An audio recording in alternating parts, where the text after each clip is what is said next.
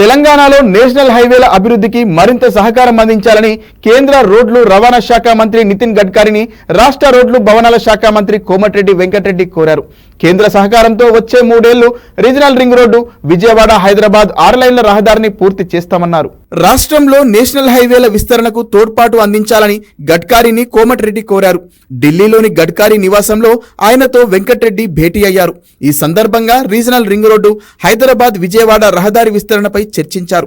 అనంతరం మంత్రి కోమటిరెడ్డి వెంకటరెడ్డి మీడియాతో మాట్లాడుతూ 2018 నుంచి రీజనల్ రింగ్ రోడ్డుపై చర్చ జరుగుతోంది, కానీ ప్రాజెక్టు ముందుకు కదలడం లేదన్నారు. దీనికి తోడు తాజా ఎన్నికల కోడ్తో ప్రాజెక్టు పనుల్లో మరింత జాప్యం జరిగిందని తెలిపారు కోమటిరెడ్డి. ఈ పనుల్ని వేగవంతం చేసేలా అధికారుల్ని ఆదేశించాలని కేంద్ర మంత్రి గడ్కరీని కోరినట్లు తెలిపారు.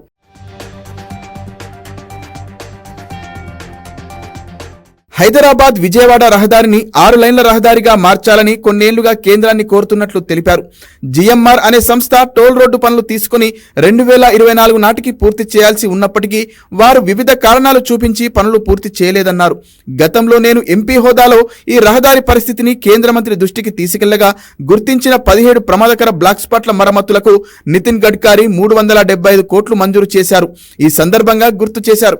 హైదరాబాద్ విజయవాడ హైవేలో బ్లాక్ స్పాట్స్ రిపేర్లు మాత్రమే కాకుండా ఈ రహదారిని 6 లైన్ల రోడ్డుగా విస్తరించాలని కేంద్ర మంత్రికి విజ్ఞప్తి చేశామని ఆయన సానుకూలంగా స్పందించారని వివరించారు.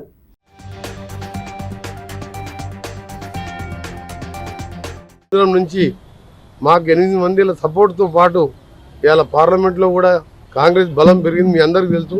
ఇండియా కూటమి తప్పకుండా ఎప్పటికప్పుడు గడ్కరీ గారి సంగతి కూడా మీకు తెలుసు. పాజిటివ్గా ఆలోచించే మనిషి, రాజకీయాలకు అతీతంగా పార్టీలకు అతీతంగా ఏ ప్రభుత్వం ఉన్నా ఏ పార్టీ అయినా ఏ మంత్రి వచ్చినా వెంటనే స్పందించి ఆయన శాంక్షన్లు ఇచ్చే మనిషి.